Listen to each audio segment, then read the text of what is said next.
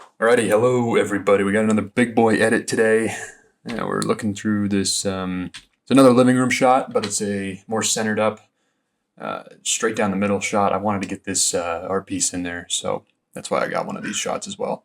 We're gonna do the same thing as the last living room shot that we did. You can see we kind of blended. It's almost like an HDR plus flash thing that we did, and we threw a little fireplace in there, darkened up the TV, and darkened up this coffee table as well. So we're gonna do the same exact thing for this photo here, and yeah, let's just select all the photos that we're using. I went through and just looked at all the photos, and whichever ones I wanted to bring over to Photoshop, I just hit P, and that flags it as a pick. So you can just go through and see, oh, which one did I flag, and then grab all of them. We're gonna go to Edit in, open as layers in Photoshop, and we'll wait for this to load up.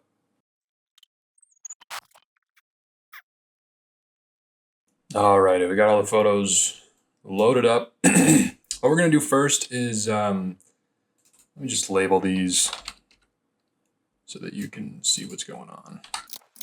So we got our middle shot right here, and we dragged our high shot over it. I'm just gonna go mask, Control I, just to invert it. We're gonna take our brush here, and the way I'm adjusting this is by hitting Alt and right clicking, drag side to side, drag up and down for the hardness. And then for the brush, you hit B. You can see this mask that we created is black. That means that none of it is showing on the screen right now. So if we want to paint in some bright parts, all we got to do is hit X and make sure the white color is on top. So now we can go in and just like start brightening it up a little bit here and there. This is the ambient layer.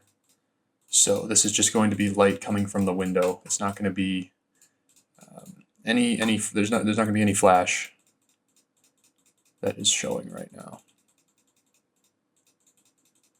So we're just going to go around and lightly paint up the parts that we want to be brighter, and you really don't have to do too much. As long as, like, if you only did HDR, then yeah, you're going to want to really make sure that you are pretty detailed with it. But I also got the flash in there, so we're going to go over it with the flash layers as well. I got to check the alignment and make sure that this photo is aligned. It looks like it's not, so we'll go through now and just align everything. The way we do that is go up to Edit, Auto Align Layers, and hit Auto. Usually takes like 2 seconds. So there we go. Layer is aligned. With everything selected, we can go Control T, and we can just adjust the scale very slightly and just put it back in the middle. There was that little tiny border on the outside, on the outskirts of the image, and we just want to scale it up just to get rid of that border. So yeah, that's looking good. Now it's all aligned, and I'm happy with that. So let's see what we got here with this flash layer. It looks like this just brightens up the couch up front. So we'll go ahead and do the same thing. We'll mask it, and we'll hit Control I. You can see all that color goes away when you turn it on and off. You can see the flash layer actually gives the authentic color of the couch, and without it, it just looks ambient. It's kind of weird. But we'll take our brush, and we're at flow 5%. I suppose we can bump it up to like 20 because we want a lot of this to show up. And we can just start painting this in slowly. It's not going to be blown out. I think it'll be just right. See, even the color comes back into the desk, the coffee table. So that looks good for that. We'll drag this next one up and see what we got to work with.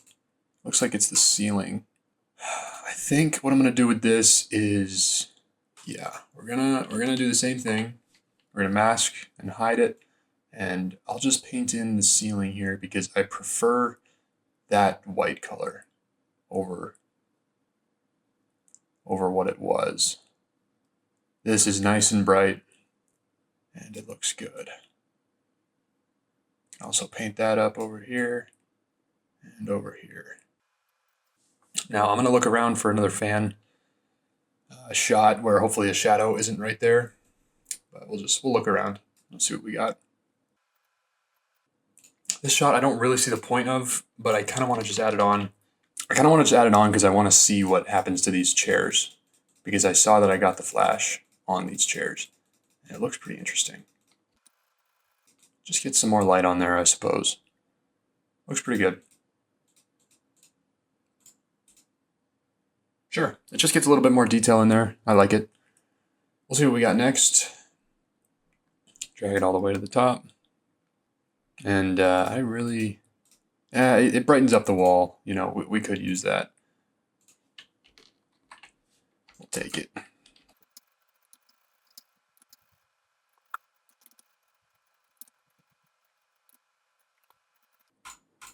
See, even it just brings it back a little bit more, which I like it. I think it looks good. See what we got next. The reason I took so many shots is because I was out there, and you know, this is far away, this location, and I do not want to have to drive all the way back up there to grab everything that I may have missed. So I just took as many shots as I possibly could, and I took my time on it, and that's okay to do sometimes. You don't need to make it as fast and efficient as possible. You can just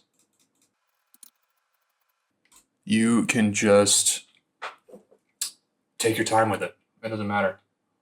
I think that looks good. I also like how this looks back here. I like the more metallic look, where you can see some reflections. I think that looks good. We'll fix up that TV later. We'll do the same exact thing, and we'll just brighten it up. I really don't want it to be the focal point of the image. I don't want everyone's eyes to just go over here, but we can brighten it up a little bit. Maybe down here, we'll darken it. This TV is looking... yeah, that TV looks gross. It looks better like that. So we'll go in here and paint back over it. It looked more natural beforehand. Okay, time for the fun part. All right, we got the windows. Luckily, these two windows are they're already properly exposed for the most part. I mean, there's this little bit right there, but actually, before I go any further, I want to darken this up, because that is looking bright. It don't need to look that bright. Yeah, the ambient shot versus the flash, it just looks so much better. It looks almost green in the ambient shot. It's weird. And then this just brings it all back to life. We'll go in and we'll remove this fan shadow. If it's bothering you, if you notice it and you're like, man, why doesn't he just remove it right now? I'll go back in later and get it. But for this window pull, it's going to be, you know, standard. It's not going to really be a window pull. It's going to be a draw it by hand kind of thing. But it's going to be standard. All my other videos, you know, I show the same exact thing. At least for this batch of editing, I'm trying to learn how to do the window pulls with the flash properly. I know it's like, it seems really easy, but when I get out there, I'm like messing with exposures and all this stuff, and it really doesn't turn out the way it looks everywhere else. So I'm still trying to dial that in, and as I learn more and more, I'll show you guys that technique. But for now, we got to do the old drag around. If it is your first time stopping by on the channel, which probably it is because I just started this freaking YouTube channel, I would love to know what kind of photographer you are. If you like doing this real estate stuff, or if you're just watching this to learn the basic ropes of Photoshop more and more, let me know. I want to know who these videos are finding, and and what you guys want to see. Pretty much, I want to know as much information as I can. You know, if you like the videos, if you like the layout of them, if you're able to bear the audio quality, or if it's just the most annoying thing in the world. Like I've said previously, you know, this channel's new. If this content is resonating with people and if people are enjoying it, then I'm happy to get a better microphone and maybe a face cam, something like that. So yeah, we got all that loaded, or we got it all selected, and it's looking like a nice selection. What we want to do is have the white color on the bottom, and then we will just hit the delete key, and it'll bring all of that beautiful color back in. Basically, what that's doing is, you can see down here, it's turning the selected area white, full white. There's no fill option, or there's no flow option or anything like that. No opacity. If here's a little tip: if what you shot, if it's too dark outside, let's say you shot 3 stops too low instead of two stops. That's what I was doing. Once you hit that delete key and the white pops up, if it looks really dark, all you got to do is just bring the opacity down, and it'll brighten it back up, because it's literally just taking that that layer and lowering the opacity of it, meaning this is what is starting to poke through again. So all you got to do is just lower the opacity and, maybe the fill if you want, but that's an easy way to brighten it back up rather than go in and with the exposure and do all that stuff. Anyways, photo's looking pretty nice so far. I'm liking it. Now for this TV, I shot with a low exposure. Like I said, I was 3 stops too low, or 3 stops low. I should have been 2 stops low. But the problem is my ISO was at like 15,000, and that's a very rookie mistake. And I should not have went through the entire shoot with that ISO setting. I should have put it down to like 500. But that's not what happened. So we have to bear with the consequences now. And luckily, it won't be that big of a deal. We're gonna make this TV dark. All we got to do is throw a layer on there. We're going to take our lasso tool and zoom in. By the way, the hotkey for zoom is Z. The hotkey for the lasso tool is L. And we are going to drag a little shape around this TV. I'm making sure to just select within the borders. It's a very thin TV, obviously. So I selected just slightly in from the borders where you kind of guess the TV actually starts. And with this, this is so simple. I'm just going to take a paint bucket, dump it on there, and then it looks black right now. It looks weird compared to the rest of the image. So all we got to do to balance it with the rest of the image is take the opacity and start dragging it down slightly. Just little by little, a little tiny bit. It makes the TV look much more dark. It shows the reflection still. It shows these 2 lights up here, and it just makes it look so much better, in my opinion. And up next, we could do the same thing for the fireplace. If you keep the fireplace on the same layer as the TV, if you do the same thing with the paint bucket tool, the opacity will be the same as the TV. So if you get rid of that and you really don't like how dark that fireplace is looking, you can change that back. All you have to do is just make a new layer and do the same thing. But I actually kind of like how the fireplace is looking. It almost matches with the TV. So, and we're going to be putting fire in there anyways. So I like how that looks. We'll go from here. Just taking a sip of coffee real quick. All right, time for some fire. Now, I've done this a couple times in one previous tutorial.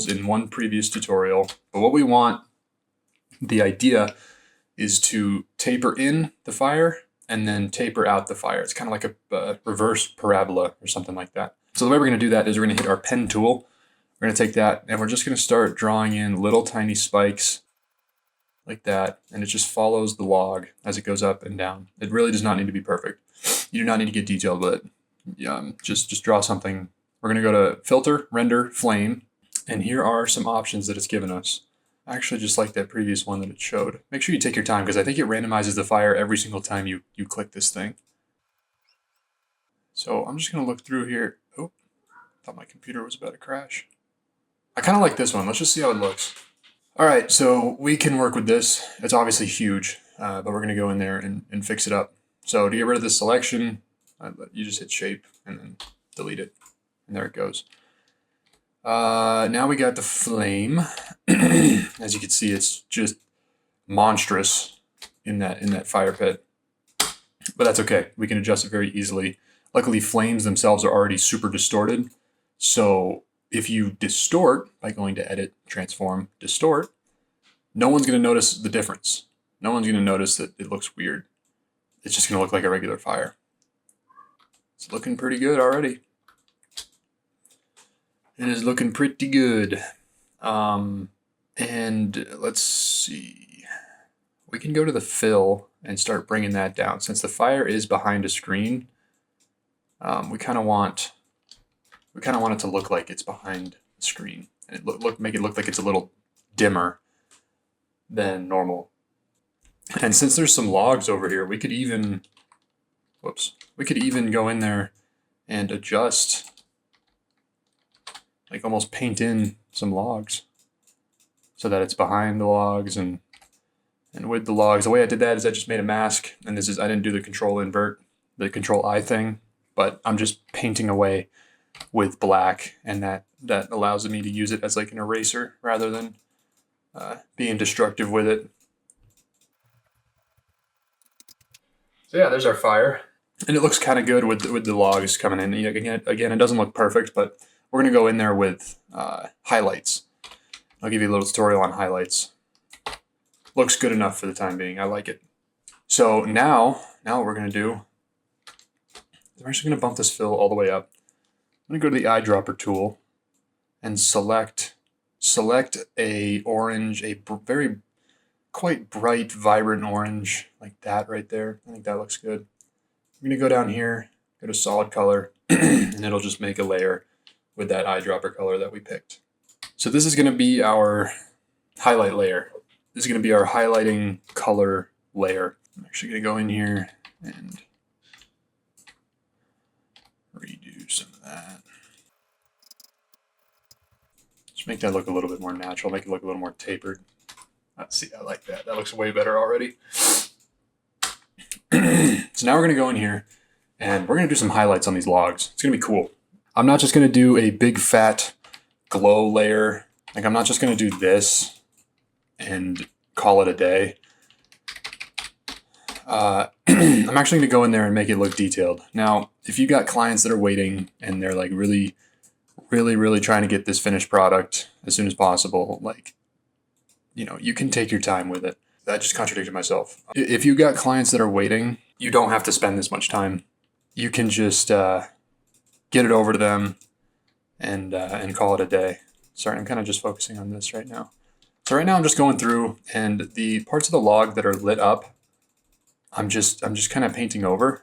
But you'll see what I'm going to do to make these things really look like highlights. So this part's lit up. I'm assuming that that this is facing up and the fire is actually casting light on it. That's why I'm doing it that way. You could do that even, I don't know. The way we're painting it in too, it's just so non-destructive. It's really cool how you don't really have to worry about mistakes. When you're doing it like this, you have to be a little bit diligent. But you'll see what I'm going to do here. So we just painted in those little highlights. We go back to our brush tool. We hit X so the black is on top, and now we're erasing. And I'll go to like flow 20%, something like that. And I'm just going to start clicking in here and start going back over what I just painted very slightly. I did flow 20, you know, I'm clicking a lot, but I don't want it all just to get erased. You know, I don't want to just mess up and have to redo it. So as we go in, you can see it's starting to really look like highlights. And that's the way that light operates, you know, as the edge of this circle is closer to the source of the light, it's going to taper off as it falls away from the circle. So you can really match that effect quite well by doing it this way. I really just want to create a gradient rather than a harsh side. I just want to create a gradient of these highlights.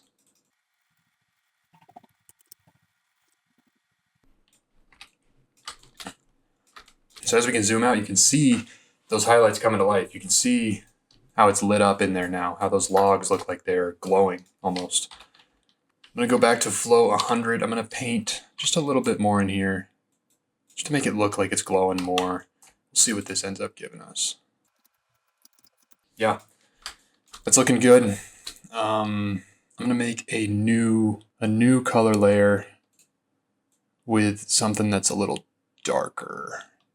Just a little tiny bit darker. We're going to make a new solid color. We're going to invert it, and we are going to put it under these highlights. So this way we can bring our flow down to 10%, something like that. And we can just paint in some actual glow from this fire. I'm really just messing around here. Like I said, the way we're painting it on with this masking layer, it's so easy to remove if you just mess up. It's just so simple. So you really don't have to worry about it. Now I want some of these actual highlights on the logs to come back, so I'm just going to take away a little bit of it. But again, I'm just doing that gradient type pattern, and as you can see, that's looking really good. That's looking really good already. I mean, come on. Let's group all this together, and actually not all of this, that's the TV.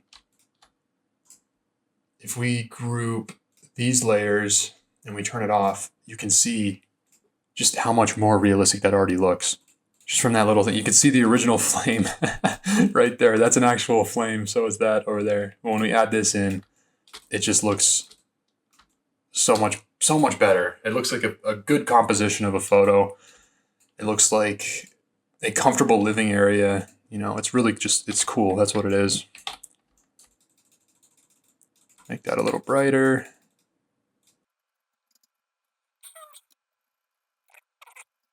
Yeah, that looks so good. All right, now we're gonna do the same thing, but we're gonna do it for this little metal piece right here. Again, this is taking a long time. This is just a really in-depth tutorial, but if you want to stand out from everyone else, you got to do this stuff. You got to get in there, get your hands dirty, and this is how you stand out compared to everyone else. So yes, this is taking a lot of time, but I know my client is gonna freaking love this. Like he's gonna think this is sick. So you just gotta suck it up and do it. We brought our flow up to 100%. What we're gonna do is bring this back down and increase the hardness because we are on a flat surface now. I'm just gonna see what this gives me at first. I'm just gonna click there, hit shift, click over here. Now that gives me a straight line. We're gonna get the hardness back to 0 and flow 100, sure. We're gonna hit X, and we're just gonna slowly start chipping away at this.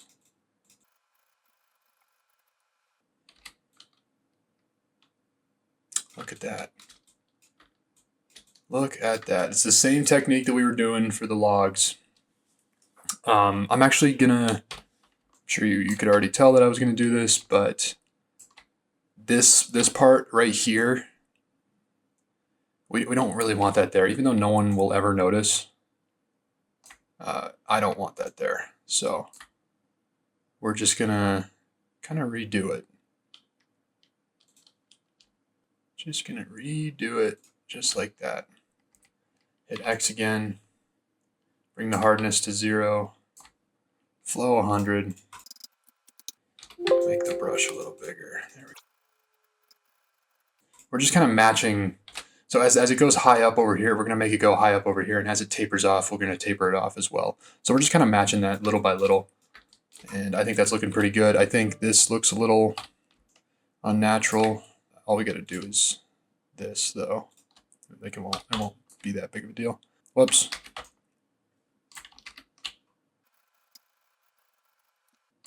Oh, we could also do this. We could do the inverse of it. So if we bring our flow down to 10%, we can slowly paint something in right there, like that. Hit X, hardness 100%, flow 100%, and just do the inverse. We can just erase from here to there. And we can click around, do all that. Oops, did I just erase? I sure did. That would have sucked. That's what you got to be careful of, using the same layer as these little highlights up here, but it's all right. We didn't end up losing that much. So yeah, that's looking really good. It's looking nice and realistic. 34 minutes so far. Okay, that's a lot of time on one photo, but that's okay. We're still going. We ain't done yet. We're duplicating this layer.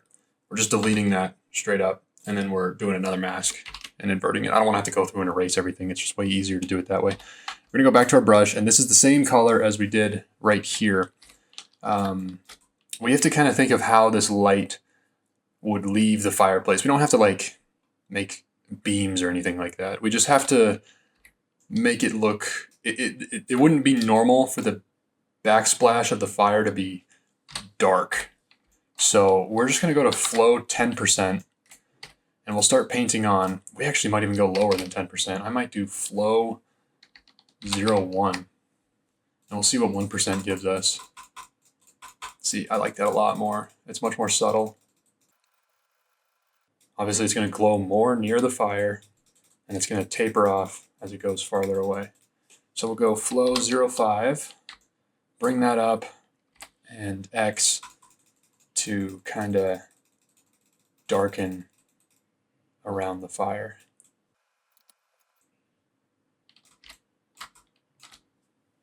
I mean, we could even just make this glow a little bit more. Now, oh, that's interesting. Okay, so I just realized something. This reflects off of the coffee table. Oh boy, this this tutorial is gonna be a little bit longer than I thought it would. All right, well, I gotta be a man of my word. We wanna deliver a good product. We wanna stand out from everyone else. So we gotta get our hands dirty. Let's freaking do it. All right, so what we want to do, what I initially want to do, is duplicate this fire layer. I want to duplicate it, and I want to just flip it upside down. So we're gonna hit Control T, and we're just gonna flip it upside down for the time being. I don't know, try and like somewhat match the size. Yep, it's easy enough. Bring it straight down from the center, and this is just how reflections are cast. We can infer that the top is right there, because that's what it looks like to me. I think the top of the fireplace is right there. Now, this is obviously taking a lot of light away, so this layer needs to be even dimmer, and honestly probably blurry, because we can see this is a sharp edge right here, but this is a blurred edge. So we're gonna want to get, like, we'll see how that fill does for the time being, but we're gonna put a blur on this. Let's just do Gaussian to start out, and we're just trying to match this blur to that. We're not gonna see any detail in this blur, and we can tell that because of these little dots. I don't see those dots in the reflection. I can barely even see the fireplace in the reflection. So we're gonna bump up the blur quite a bit. Gonna hit OK, and I think that looks somewhat realistic to start out. We can always go in and change it more. Yep, I think that looks okay. We're gonna change the fill a little bit. We don't want it to take up the whole screen. We want people to look at the fire. We want people to not even notice this reflection down here. We want it to look so realistic that they don't even notice that there's a reflection coming off the table right here. So we're bringing the fill down a little bit more, just getting a nice reflection on there. And now what we're going to do is we're going to trace the table with the pen tool. So we're going to start here. I'm going to go up to the middle. I actually placed this remote right there because I wanted it to be nice and correct, right in the middle of the in the shot. So we're going to do that. We're going to flatten this up. That looks good right there.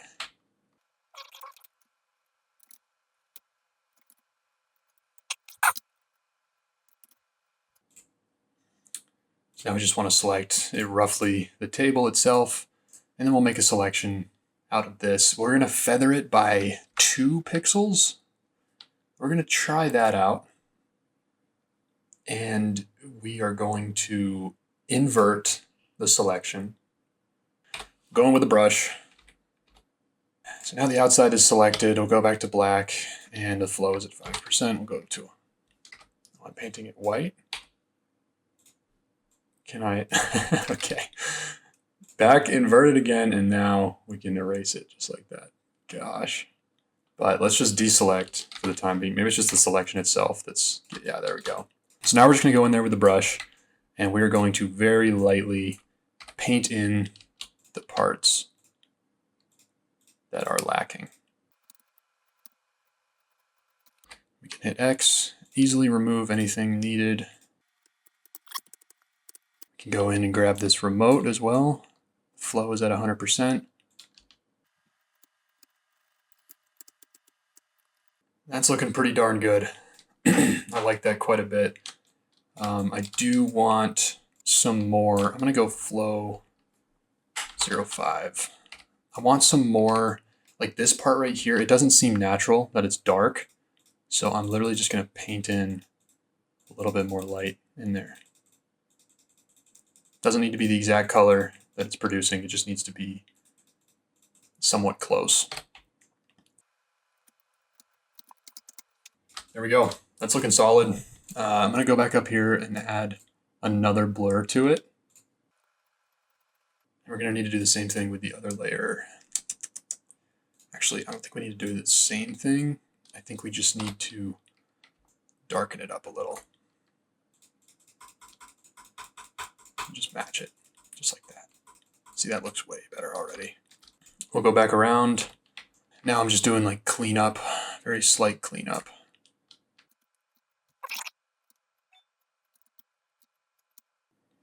Because this blur really starts to bleed over. And down here, we'll do the same thing with the remote.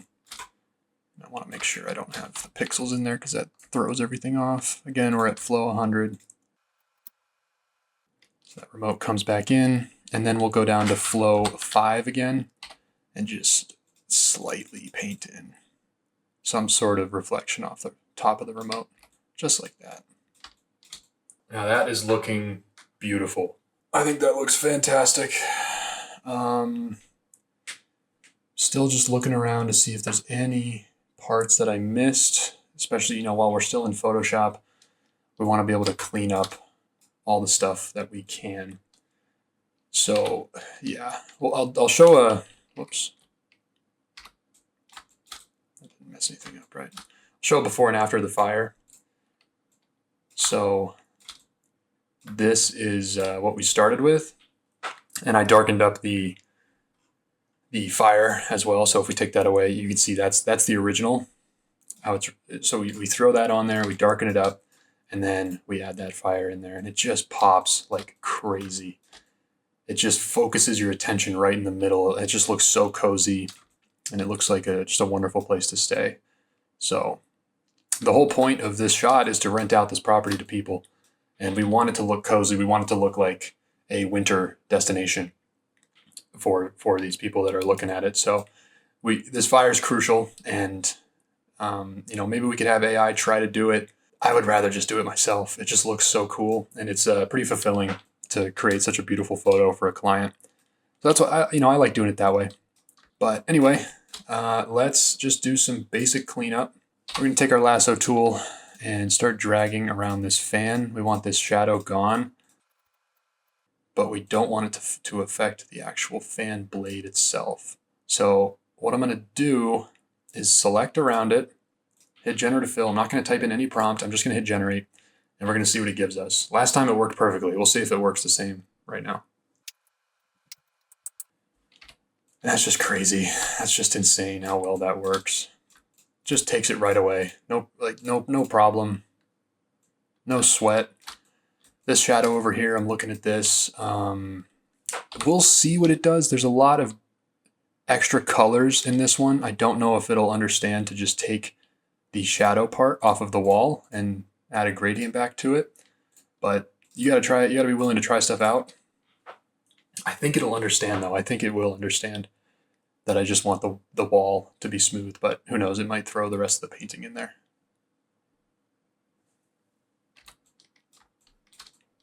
Okay, so it did throw a little bit more of the painting in there, but it also did what I wanted with the wall. So I don't think that's that big of a deal. I think that looks good. That just takes out those unnecessary shadows that we don't want. And this photo's looking good, man. It's looking good. I like it a lot. I really don't see anything else that I want to fix up. I'm liking how this looks. So what we're going to do now to get it back into Lightroom is just hit Control S. That just saves the entire project in Photoshop, and it throws it right back into Lightroom. So we'll go in here, we'll add a vertical correction, which doesn't really look like it's doing that good, in my opinion. What about auto? See, auto looks a little bit better. I'm looking at that beam up near the fan, and it looks a little lopsided, but the rest of the photo looks vertical. So see, if I rotate it to match the beam, everything else is thrown off. So I think this is okay, at least for the time being. I think it looks fine. All right, hello everybody, it's me from the future. I also figured out how to record at a higher quality, so we're at 1080p now, which is sweet. When I was putting profile corrections on this photo, I forgot to click Sony. So if we uncheck it, if we just uncheck it, you can see the distortion that comes in from the fisheye lens that I'm using. I'm using like a 14mm or something like that. So you give that a click, and you got to make sure to click the camera that you're using for your shots. It's shameful how long I went without clicking my actual camera. I produced so many photos where I enabled profile corrections, and I didn't click any of this stuff, so it's literally just doing nothing. But I just wanted to hop in here and say that. So yeah, we'll check out our histogram up here. You can see there's some parts that are blown out with highlights, so we'll just drag those down very slightly. We don't need to be too drastic with these. Bump up the shadows just a tiny bit. I don't even know if you can see the differences on the recording, but bump up the texture. I like to have some nice texture in there. We're going to take this color mixer, and I'm noticing some green on this metal right here, and that's not how it looks in real life. So you can see as I drag it all the way up, if I go full range as well, if I drag it up, you can see that green pop. If I drag it down, you can see it taken away. And that's what we want to see. There's a little bit of red, yellowish on the wall here. And if I drag that down, you can see it starts to go away a little bit more. However, it is taking detail. If I drag it all the way up, it's taking detail out of this down here. So we really don't want to be too drastic with it. We do want the room to look a little warm. There is a fire going in there, but we also want it to look white. There's some blue over here. These are the usual culprits. It's that red and blue color. I like to just pick those out and take them away as I can. But yeah, I'm really happy with this photo. Bump up the sharpening a little bit. Just do one more. I really don't want to overdo it. I want these wooden beams to show in the photo, so I really didn't do much with that. A little bit of noise reduction, just a tiny bit, since again I shot this at 15,000 ISO. I want that to try and be taken out little by little. Chromatic aberration, profile corrections, all that stuff. And this photo is looking done. So, wow. Yeah, that was a lot of work. This video is what? I've been recording for 53 minutes just on one photo. That's a lot of time. That is a lot of time. But I wanted to show you guys in detail how to get this fire looking exactly how you want it. And that took up the majority of the time. So I really appreciate you guys watching. Leave a comment with what you thought of the video. And let me know if you guys actually want to see the shooting process of these shots. I can show you how I do all that. And click the subscribe button if you'd like to see some more videos. And as I continue to do more of these videos, the quality will go up. But just for now, we gotta just begin, and I gotta work with what I have. So that's, I literally have my microphone sitting in a coffee cup in front of me. But yeah, I really appreciate you guys watching. Leave a like, leave a comment, whatever you think I can do better, let me know. And I'll see you guys in the next video. See ya.